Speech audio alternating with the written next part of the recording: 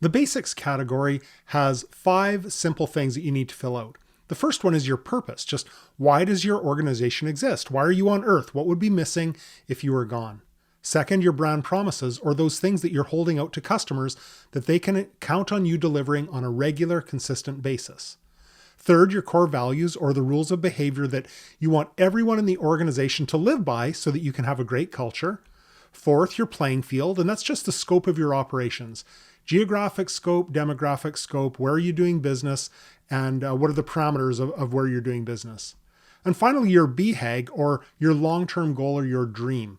BHAG just stands for Big, Hairy, Audacious Goal. You'll find all of these in the basics column. Let's talk about your company purpose. Why does your organization exist? Now, I want you to consider something. Think of someone who works for you full-time. Consider that they spend more time with you and with your organization than they spend with their spouse, partner, friends, recreational activities, than they spend with their family. They spend more time with you. And if they're going to have a purpose in life, probably you're going to define a big part of that. If they're going to have structure or meaning in life, a big part of that rests with you. So we really do want to give people meaningful purpose in life because it's good for us in the organization and it makes sense, but also because it's really just the right thing to do. Very few people, let alone organizations, have meaningful purpose. Just want to emphasize that conversations are key to this whole process. The plan should be completed in a group setting.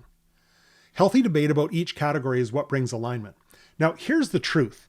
You and I could sit in a coffee shop and we could build your whole one-page plan in an hour, or maybe even less. We could zip through all these categories and figure out your core values and your BHAG and your purpose and all those things, and it would have zero effect on anyone. Because the whole point of this thing is having a series of conversations. That's what strategy is. It's getting people in a room who have a real stake in what's going on. And it's debating direction and debating risks and opportunities and having really healthy, unfiltered dialogue about it. So there's no magic in a plan on one page. The magic is in the conversations, and the conversations are what brings the alignment. I love this quote about planning. In preparing for battle, I've always found that plans are useless, but planning is indispensable. That's a quote from General Dwight D. Eisenhower. He knew something about planning. He planned D-Day. He was the supreme Allied commander in World War II. He went on to be 2-term president in the United States. And he understood that your plans are not going to work out. As soon as you get into battle, the plans are going to change. Mike Tyson, the famous boxer, said it another way. He said, everyone has a plan until they get punched in the mouth. Real life changes our plans, but the conversations that we have align us. That's why we really want to focus on getting everybody in the room and having lots of unfiltered dialogue about where we're going.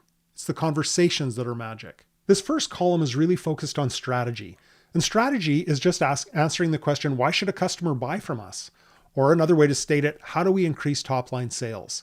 So here's a little consultant trick for you. When I go into an organization and I see that they've got strong top-line sales, I know that they've got some strategy figured out because they've answered that question. Why should a customer buy from us? And the customers agree because they're buying.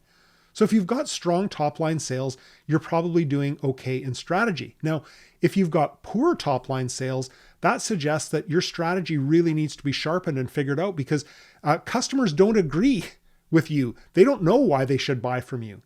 So strategy is really focused on how are we relevant to the market? How are we relevant to customers? Why should they value us? There are 2 components to strategy. The first is, does it make you different from your competitors? And the second is, do your customers value that difference? So it's easy to be different. Let's say you ran a law firm and you said, we're going to be different. We are going to paint our entire law firm hot pink. Well, certainly that would make you different from any law firm that a client had ever seen before.